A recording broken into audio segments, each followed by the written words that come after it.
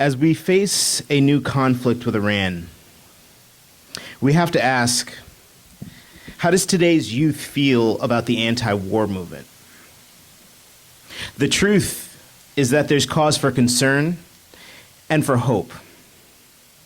Today's youth witnessed the anti-war movement of 2003, the massive, beautiful outpouring of humanity banded together in resistance to imperial war. And they also saw that war continue unabated. They saw the unresponsiveness of the bourgeoisie. How does one react when they see millions making their voices heard, only to see those in power turn a deaf ear?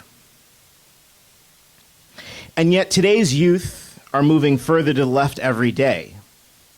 They are more critical of war, more critical of the lies of the imperialist state, less willing to cheerlead the march to war. This is not a paradox, nor have young people slid into the abyss of apathy as many fear. The youth are critical of imperialism, and they are thinking critically about what it means to be anti-war.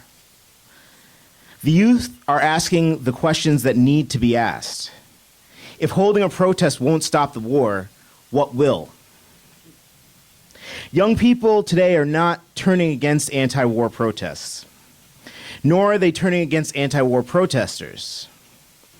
Instead, they are searching. They are searching for a long-term vision, for a path forward. With the audacity and arrogance of youth, young people are demanding not an opposition to war, but an end to war. Today's youth believe that we stand now at an inflection point in history, that tomorrow will not be like yesterday, that the future and the past are in a fight to the death, and that the future will win. The youth don't want to march. The youth don't want to hold signs. The youth don't want to take a single step outside of their homes unless that step is a first step on the road to revolution. But how?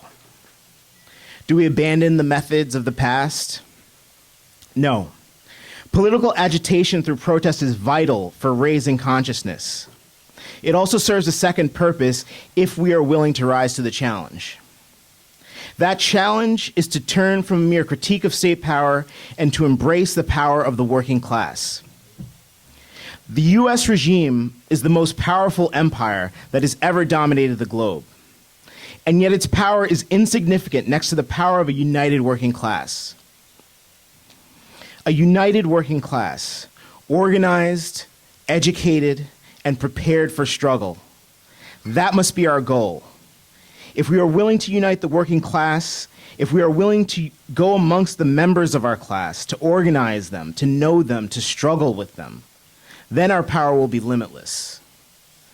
This is the role of the Marxist-Leninist Party, to engage relentlessly in deep organizing, training cadre as organizers, going into unions, going into neighborhoods, and forming the masses into political fighting units ready to wage revolutionary struggle.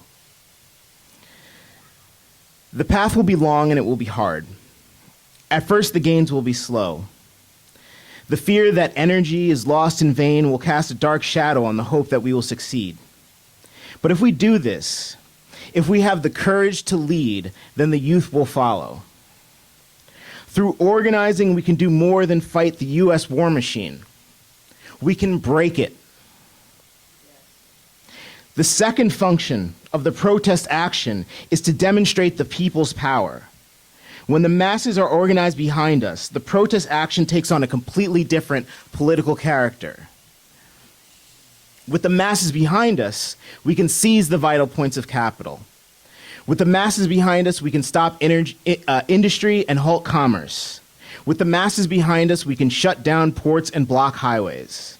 With the masses behind us, we can finally run the racist police out of our communities. And with the masses behind us, we won't have to ask for the wars to end.